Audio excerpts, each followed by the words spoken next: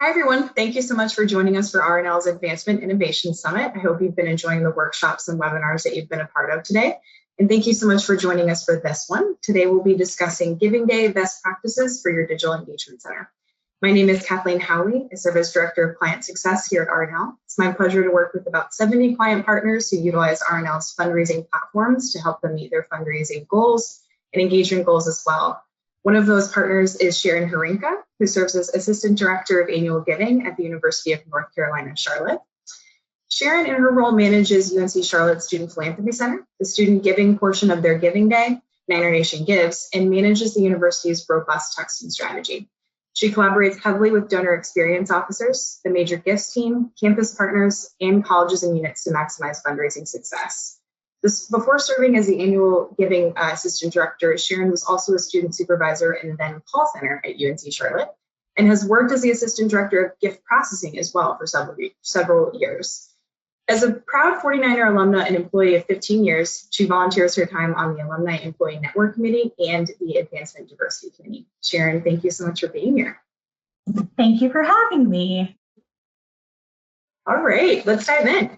So today we'll be talking about preparing for your Giving Day. We're going to cover a good amount of content here. First, we'll start with multiple channel communication strategy. So managing both phone, text, email, and video in advance of and during your Giving Day.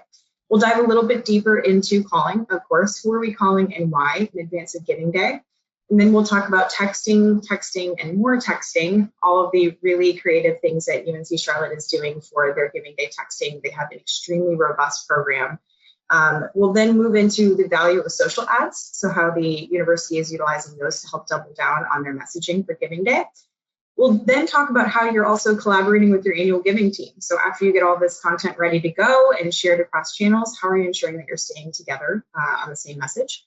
And then we'll also discuss how it's all paid off. So how has UNC Charlotte's dedication to their strategy year over year made a difference for them on their Giving Day? All right, let's start with making it multi-channel. Sharon, can you share a little bit about your Giving Day strategy at a high level? Interested to hear how you're using each of these channels leading up to Niner Nation Gives, your Giving Day, and of course, how you're using them day of. Absolutely. So Phone-a-thon, we'll start with that. The first few years of our Giving Day, we called during Giving Day. Our Giving Day is 49 hours long, so it spreads over the course of 3 days. After the first couple of years, we did a little ROI to see if it was worth our effort to be calling on those nights. And we actually decided that we could do more with texting and reach more people via texting than we could in the 3 to 4 hour phone-a-thon shifts. Also, selfishly, our call center is a big training room in our building, and we set up laptops for the students to call on, and we need that room. That is our war room. That's what we so nicely call it. And we need that space to be an open, collaborative center. And because there's so many people talking at all times in that room, we can't really have the students call during the 49 hours. So we actually have them focus a little bit more on texting. We'll get into that a little later. But we do use the phone center for the 2 weeks leading up to our Giving Day. Our kind partners at RNL changed the code on the back end so that all of our gifts and pledges are being imported with our Niner Nation Gives coding instead of our regular telefundraising codes, so that those imports automatically count, and it puts us on the good side of our gift processing team as well. They don't have to manually recode all of our gifts and pledges. We'll get into some strategic segmentation a little bit later. We also use email. We send an email 49 days out to kind of hype up some of the excitement around Giving Date, sort of like a digital save the date. All the segments, everybody gets emails, faculty, staff, VIP donors, engaged donors, non-engaged donors, live unts, side unts, you name it, we email them. Our email strategy is a little less robust than some universities in that we only send out about 3 a day during Giving Day to the various segments. We do remove donors that have already supported from many of those communications, and that was especially important for our faculty staff group because, let's face it, we are all over inundated with emails. So we send those emails strategically from colleges, units. We have special drafts for alumni, parents, any sort of special segments. With mail, I know that's not listed on here, but we pretty much just send a save the date 1 month out that goes to some more strategic segments. So we're not spending so much money. Text, obviously, I mentioned, can reach people a lot faster than calling. So we do a lot of texting, thousands of texts on Giving Day and leading up to Giving Day. One thing that's also not listed on here are call outs. There are different companies that can leave voicemails on behalf of you. So we have like notable campus figures, coaches, the director of alumni engagement, et cetera, in the past have recorded call outs for us that we can blast to alumni to help promote special events around Niner Nation Gives. This year we're doing a concert. John Sullivan, he was on The Voice. He's one of our alumni, and he's doing a concert on campus to benefit Niner Nation Gives. So we'll be sending out call outs to alumni within a certain mile radius of the university to get alumni out to that event. To Kathleen's earlier point, we do some social ads that are really consistent with our branding and our marketing for our Giving Day campaign. We will touch on that a little bit later as well. And then we use a lot of video. ThankView is one of our BFFs, and we use that for a 3-month stewardship touch. So our Giving Tuesday efforts, we will circle back around to all of those donors to kind of prime them and prep them for Giving Day. It's usually, ours went out last week. It's a very nice stewardship touch. We also pre-record our student philanthropy representatives, pre-record thank you videos for challenge donors for the weeks leading up to Giving Day. We also have our major gift officers record some for special challenge donors, maybe that are in their portfolio or that they've been trying to get in touch with. We also have a faculty staff kickoff event for Niner Nation Gives, and our video team is there recording thank you videos from deans for donors of their colleges as well. Fantastic. So it feels like there's nothing you're not doing, but I want to dive a little bit deeper into one channel in particular. So we shared that we would talk a little bit more about phone. So I want to hear who you're calling. So let's dig deeper on that. During that 2-week focus period ahead of Niner Nation Gives, who are you calling? How are you moving through those segments and that strategy? Can you walk us through what it's like during those 2 weeks in advance? Sure. Well, we're certainly not focusing on churning and burning the same 90s and 80s non-donors who never answer the phone. We actually have a really good buy-in from advancement leadership, and they have turned over all managed prospects to the Phone-a-thon program, which is excellent. We love to hear that. No one's siloing information here, or less than before. We basically take anybody that's in a major gift officer or digital experience officer's portfolio, anyone who's in discovery and does not have an active proposal in front of them, and they're going to get a call for the 2 weeks leading up to Niner Nation Gives to make a gift. Thanks to RNL again, we have a formula we placed into our scripting that builds out an ask level for our students. So they don't have to say, okay, this person gave $5,000. What do I need to ask them for? Because it's all built out right there strategically. We also save all of our alumni and parents' second ask segments for the 2 weeks leading up to Giving Day. They've said once before to us in the fall, and we're going to get them to say yes again.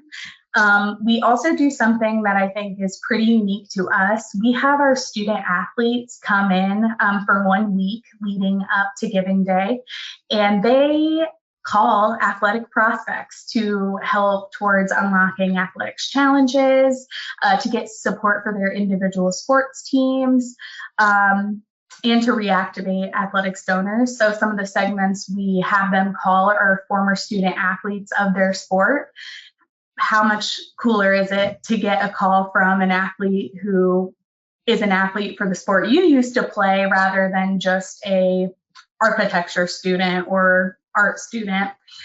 So that's pretty fun. Those calls are always really exciting because they get to share updates about their teams and invite constituents out to their games.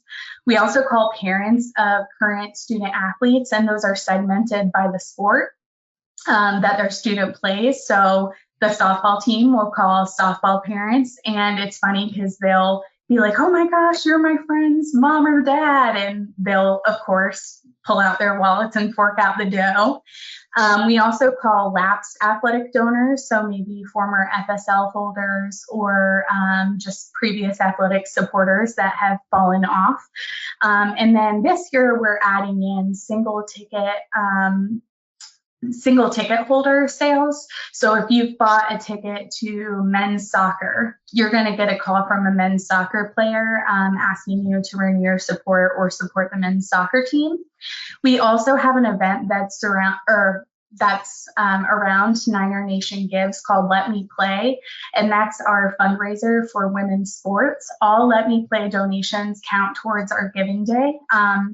And we have our female student athletes call former Let Me Play donors and former female student athletes to ask them for their support as well. So yeah, that's who we call for the 2 weeks leading up. So just about everyone, I think. I also want to highlight, we note here that major gifts start in the call center and UNCC SCEP approved. Sharon has walked me through in the past the fact that UNCC has done a really great job of highlighting those donors who start with maybe a $25 gift in the phone center and then carry on to become a major gift prospect and make a really significant impact on the institution. So just want to note too, that not only are they doing so much to prepare for Giving Day in terms of who they're calling, but then taking a look at that data afterwards to make sure that they're building a pipeline for continued major gift movement too. So wonderful to hear about everything that you're doing on phone. Let's dig into texting, and more texting as promised. I'd like to start with how you segment creatively. So when we talked about your engagement plans, I was really struck by how robust they are. And in fact, an RNL colleague shared with me that they felt it was better than some of the Big Ten institutions who've been texting since the inception of that capability on phone and otherwise.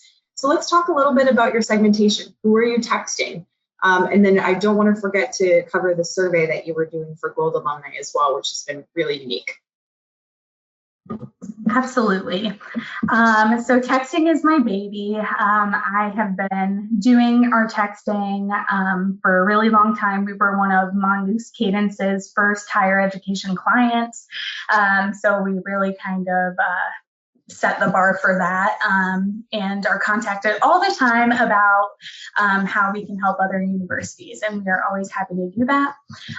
Some of our segments for Giving Day for texting include senior parents and seniors, or I hate saying seniors because it's also anybody who's graduating this semester, includes graduate students, doctoral students, etc. Anyone can participate, and we're contacting them on behalf of Class Gift.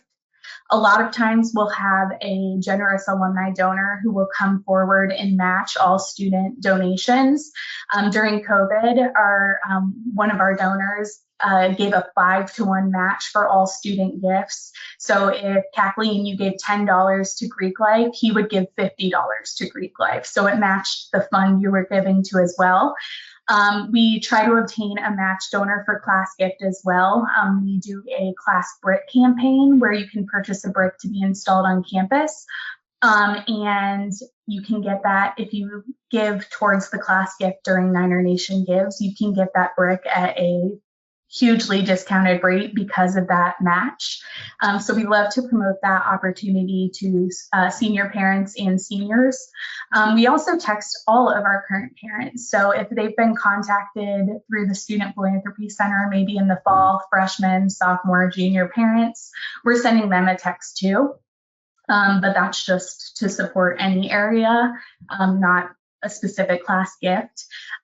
We also have a donor, alumni donor, who loves the marching band so much. He always does a huge marching band challenge. So we text former supporters of the marching band, as well as former students of the marching band, to get them on board and help us unlock that challenge as well. We do a recurring gift text. This year we're texting some really engaged non-donors. We get that information from Evertrue personally. So maybe they had 2 or more activities when they were a student. Maybe they've attended an event since they've graduated. Or maybe they're a 3 to 5 year Sci-Bunt. We will push a recurring gift text out to them to try to encourage them to maybe support at a recurring gift level of just like $5 to $10 to make it a little bit more manageable and get them on board. We text, obviously, all lapsed Niner Nation Gives donors, people who have supported the campaign in the past and maybe just fell off a year or two. We're sending text messages for our Levine Scholars Program and our Honors College students that have maybe gotten full ride scholarships, and our language might just need to be a little bit different for those folks. We send unit-based text messages. So if you graduated from our Belk College of Business, you're going to get a text from the Belk College of Business asking you to support their programming. That's going to go out to any Libunts or 1 to 2 year Sci-Bunts. Like I said, our 3 to 5 year Sci-Bunts get that recurring gift text. We'll, on the fly, we pull a lot of segments too. If there's a challenge that's struggling, we will get some data on the back end and send text messages to help those challenges unlock.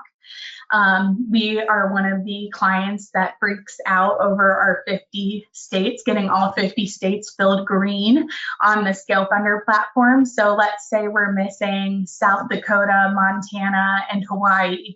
We will text all of our alumni in those areas and tell them about the 50 state challenge and ask them to support it, any dollar amount, just to help us unlock those states. There's only been 1 year we haven't gotten all 50, and we're going to get them again this year. We're being really strategic about that. And then to Kathleen's point, we do this incredible young alumni poll. So we'll text all graduates of the last year, and it'll be a text usually from the president of our Young Alumni chapter, and it will introduce the president and say what Kathleen has up on the screen, doing a quick survey of recent grads. When you think back on your time at Charlotte, which of these areas impacted you the most? And then we merge in their college and their major, athletics, the library, and something else. And then we have a canned response. If they respond something else, we'll say, do you mind elaborating on what that is? And then we take that data and we store it in our CRM. And come giving day, we like to use that so that we're not soliciting people for the Lee College of Engineering when they really related more to our rocketry team. We'll want to ask them for a gift to the rocketry team instead. So yeah, we selfishly use that data to hopefully get more donations, and it works. So yeah, it's so smart. A great way to learn more about young alumni, but then also really prioritize, the things that folks are interested in for Giving Day. Can you share a little bit before we move on about how that data aggregates? So are you reviewing that manually? Does it tab up? How does that survey response look for you? I hate to say it. It takes a really long time to aggregate that data. Some people respond A. Some people say mechanical engineering, which is their major. So you have to really go through all of that data and be like, okay, this person said A. What does A mean for this specific person? So we'll usually have to run like a specific report on our portal, take anybody who said A and pull their major over and paste it over the A. I mean, it really is. The process is choppy, and we wish there was an easier way to do that, but it is very manual. But the good news is it's worth it. So I'm lucky to have an annual giving temp who is the master of data. Yeah, pulls all of our texting data for our day of giving. That's like one of her biggest contributions to my team. So I've sent that data to her, and she's the one who's getting it all in order so that it's all like seamless in our CRM. That's perfect. Sometimes those things that are cumbersome are still really worth it. Again, being able to just feed the content right to alumni about the things that they're interested in is invaluable. So thanks for sharing. Let's move on to talk a little bit about social ads. So Digital Boost is a service that RNL provides its clients. I work with a number of partners who use this for annual giving goals throughout the fiscal year, but of course for their giving day. So the slide that we're sharing here walks you through a little bit about how that works, how RNL is able to manage that service. But I'd like to be able to hear, Sharon, how is UNCC using social ads and web ads? What does that content include, and what's your plan around it? Sure. So our social media team develops a lot, aka all of our brand assets.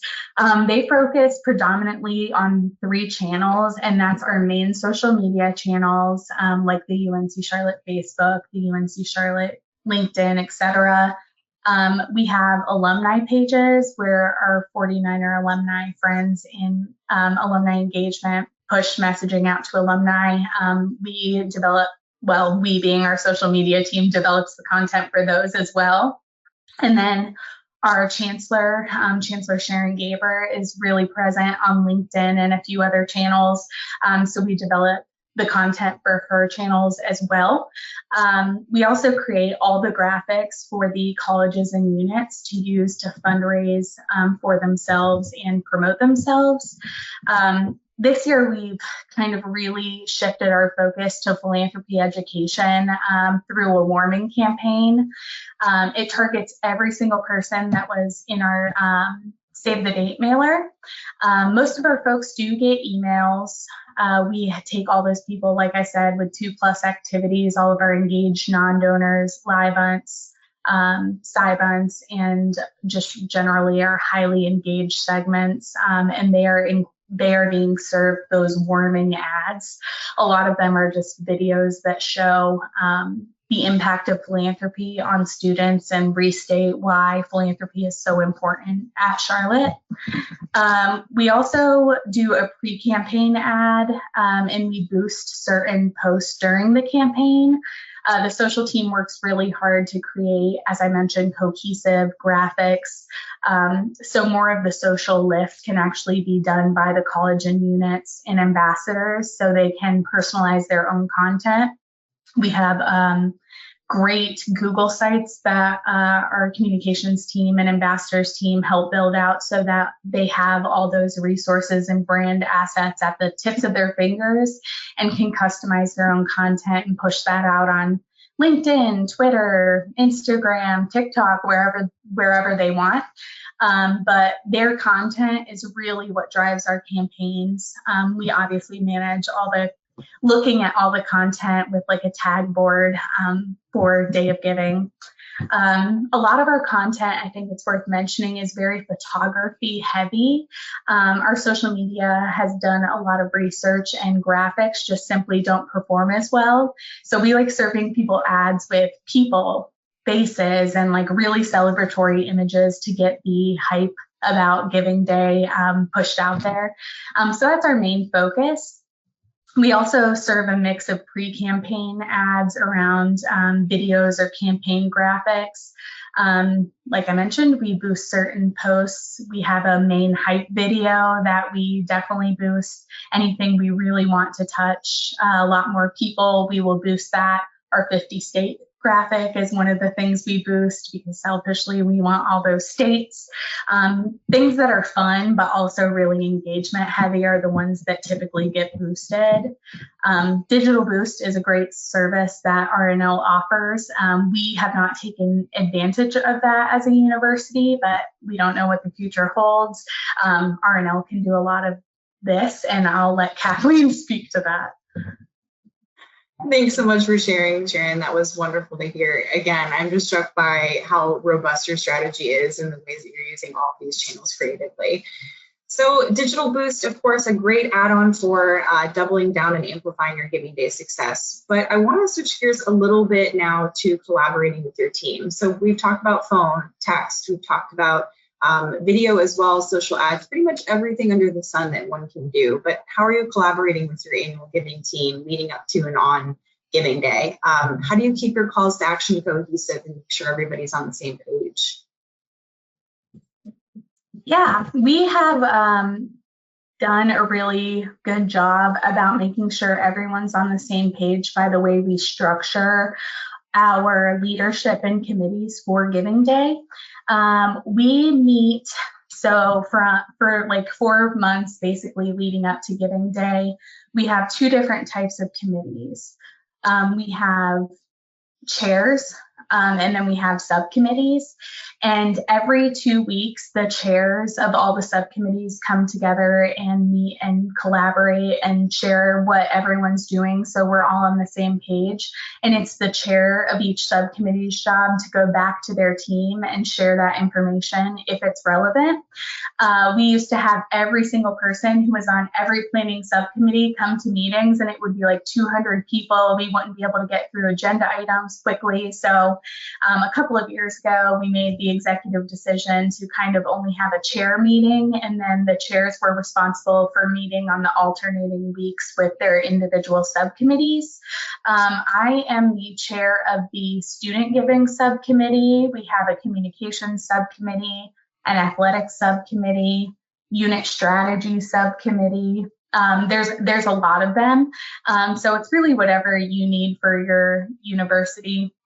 We create all those subcommittees, and it's also important to note we have a point person. So the 2 women at UNC Charlotte who basically run Niner Nation Gives are my boss, our director of annual giving, Shayna Long, and then the woman who heads up our digital engagement officer strategy, which also falls under annual giving. Her name is Brittany Kicklighter, and there are 2 main point people for Giving Day. So Shayna and Brittany take all the subcommittees, put them on a whiteboard, and claim which subcommittees they're going to be kind of guiding. So Shayna and Brittany attend all the subcommittee meetings as well and kind of guide conversation or shoot down ideas that maybe we've tried before that weren't successful, et cetera, because every year we have new team members who are new to Niner Nation Gives joining those subcommittees. But they meet regularly with our business officer who does all of our like purchasing, ordering, facilities management requests, all of those things to help identify gaps and fill in anywhere that things might get missed. So they are truly the glue that holds Niner Nation Gives together. But meeting regularly is what holds us all accountable to each other and keeps us on the same page. Awesome. Thank you so much for sharing.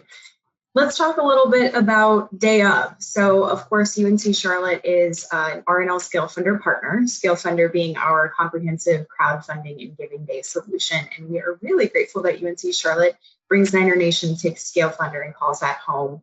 So can you talk a little bit about, you mentioned there's a war room, you mentioned that there's committees, there's so many people doing so many things as it leads up to your Giving Day, but what is it like actually utilizing your Scale Funder page Day Of? And what I mean here is you're very clearly following those leaderboards and definitely the donor heat map to make sure you hit all 50 states when you're texting away. But I'm thinking too about volunteer ambassadors. I know that you utilize student ambassadors, and that ambassadors is a really important portion of the program, right, for Giving Days. And Scale Funder allows for that type of engagement. So what are ambassadors up to? What's the UNC Charlotte team doing with that page that day? And how are students being utilized as ambassadors too? Because I do think that's a little unique for you.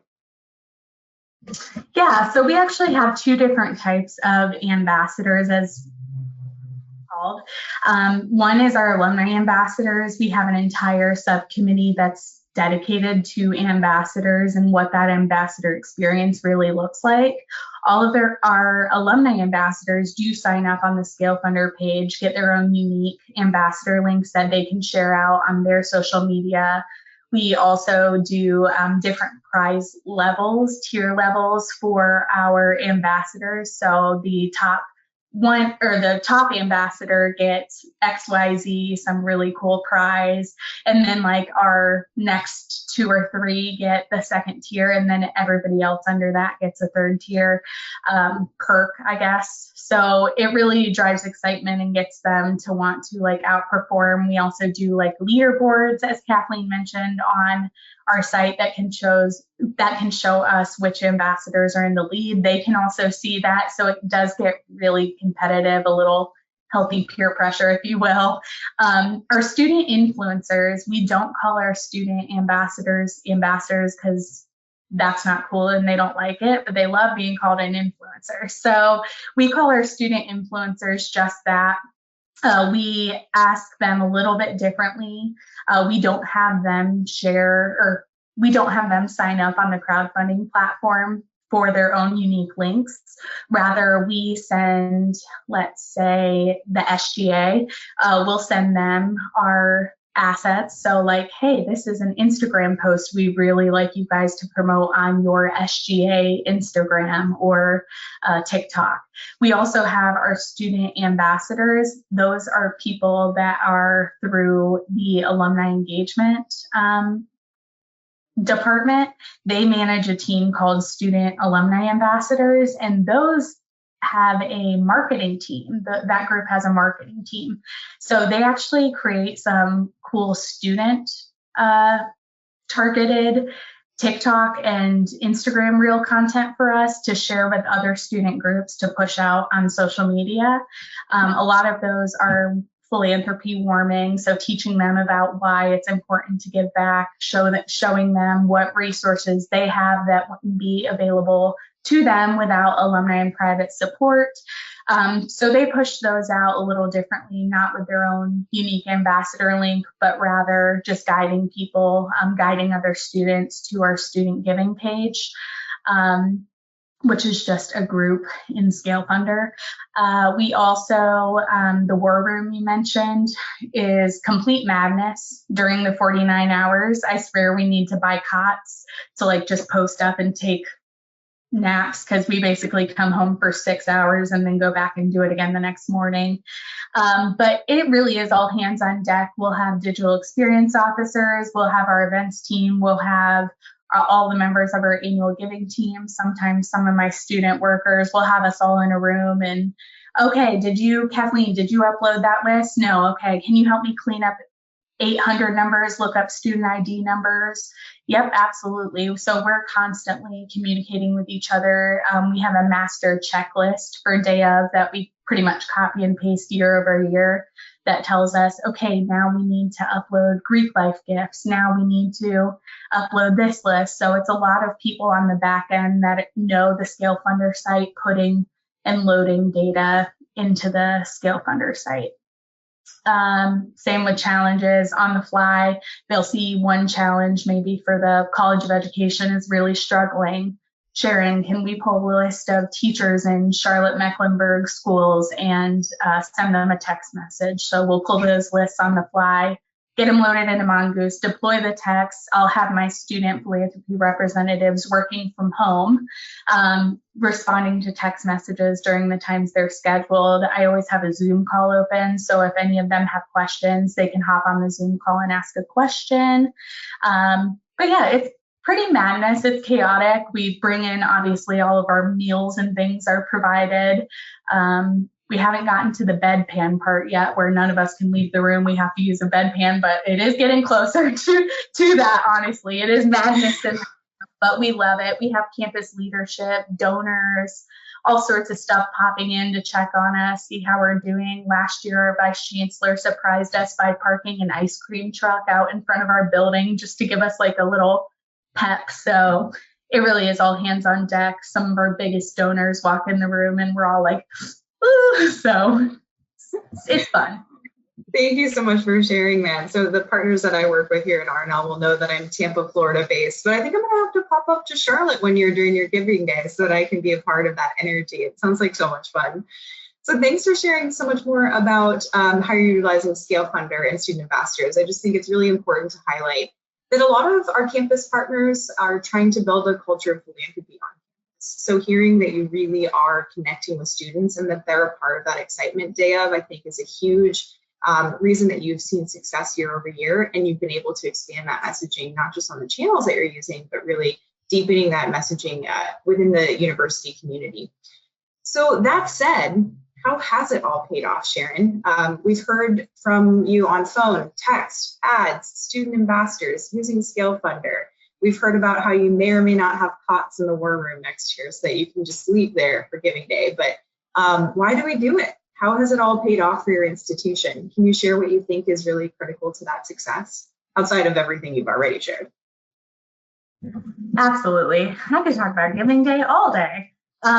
So I would say probably the number one way that this Giving Day has grown is by divisional buy-in.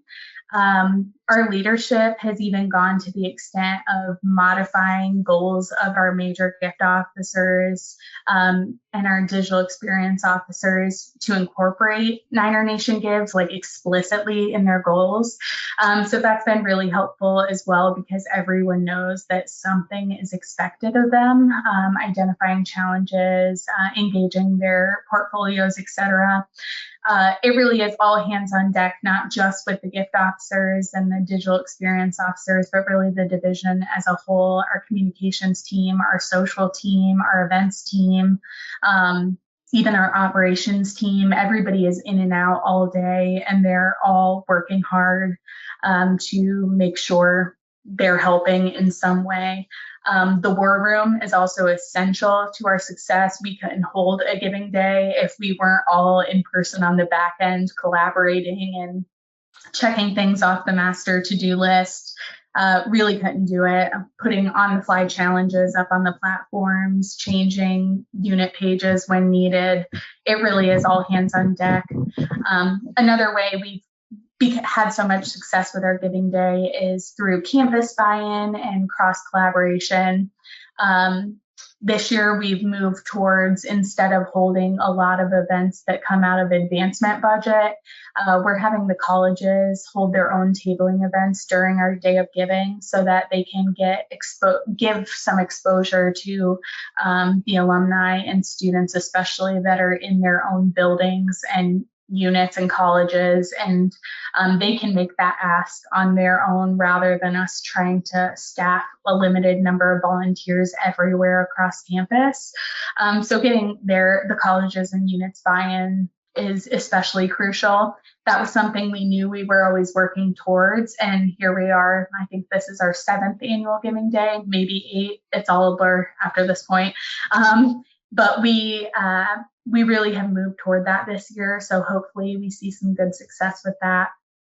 We do a lot of work with our athletics colleagues, our Greek life colleagues, student involvement on campus, all the different campus orgs and student groups, our gift officers, deans, ambassadors, the list goes on and on. If you have a connection to Charlotte, odds are you are getting asked to do something for Niner Nation Gives at some point. Collecting gifts in advance has been exceptionally helpful. We not only collect kind of VIP gifts from some of our consistent supporters for Niner Nation Gives, but we also do it with students. Greek Life meets with their Greek organizations and has each organization write a chapter check. We work to give soft credit to the students that are a part of each chapter. We also have athletes give in advance as well for their specific teams. So we collect all those gifts in advance, and it gives us kind of some buffer. I'd say we can upload those gifts slowly throughout the days to make it look more natural, so you're not just getting a big jump on your platform and people are like, wait a second, have 3 challenges just unlocked. We can toggle them on the platform. One thing I also really quickly want to mention is our Swipe Out Hunger program. We've partnered with our Jamil Niner Student Food Pantry and our auxiliary services folks. So during Giving Day, we'll actually have students tabling at the dining halls on campus, asking students with meal plans if they'd like to donate a swipe or two to students in need of food. And then those are counted as gifts in kind for the price of their swipe and are put on each student's individual record so that they're counting as donors. Arguably, it may be their parents' money, but it's coming from their card, so we are counting them as donors and making it clear when we accept those swipes that they are donating to the university. so that if they get a thank you or something later, they're not like, wait, I didn't donate. And then I would say the third way that all of this has paid off is just building tradition at Charlotte around philanthropy. We have alumni all year long asking if their gift will be included in Niner Nation Gives, which we can always make that happen, obviously. We have gift officers asking year round if they want their challenge or they want their donors' gifts to count as a challenge for Niner Nation Gives. We do a big final celebration as well. Some of you may have seen our big confetti picture that has been promoted several places, even in some webinars. We invite students, alumni, faculty, staff, our team, etc., big donors to our final celebration that happens in like the last 10 minutes of the campaign. We'll set off green and gold confetti and all ring bells and all sorts of stuff just to build the excitement around the campaign. We also have seen that people are starting to understand philanthropy on our campus. It's not as widely known as we would like, but the educational piece is huge and cannot be missing from your campaign. If it is, you're just shooting yourself in the foot. We're starting with our students when they are students. We're also talking about our seasoned alumni so that students are making that connection in their own brains. And then also using it as a discovery tool, right? Like we see on social media, people that are engaging with social posts that have maybe never done that before. And we want to know who those people are, what they're doing, who they work for, etc. So our PSR team is also in the war room saying, oh, hey, did you guys see this? Or maybe we should give a personal shout out to this person. And they help manage and look at our tag board as well to see where people are posting, who's engaging, etc. We just want to know who's raising their hand, right? Because those are going to be our future ambassadors, our future donors. They're going to help us build our pipeline and bring in hopefully more volunteers for future years events. So I would say those are the three biggest payoffs for our Giving Day. Sharon, that was awesome. Thank you so much for sharing more about what it's like during your Giving Day on campus.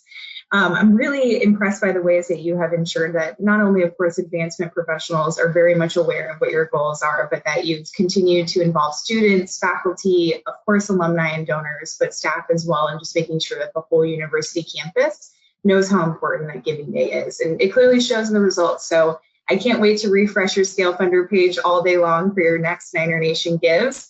And to watch those dollars roll in and see how close you guys get to, of course, exceeding the $3 million goal, but what happens on top of that goal as well. So wanted to thank you so much for being here. I hope that we are able to answer everybody's questions that have been coming in through the chat. I wanted to share our contact information. So again, I'm Kathleen Howley. Of course, you can find me here at RNL. Sharon Harinka's email is also up on the screen if you're interested in reaching out to her to follow up on any questions that you've had about the presentation today. But on behalf of RNL and everybody who has attended today, thank you so much for being a part of Advancement Innovation Summit. And thank you, Sharon, for being here and letting us know what is happening at the University of North Carolina, Charlotte, because it's a lot. So thanks, everybody. Have a great afternoon.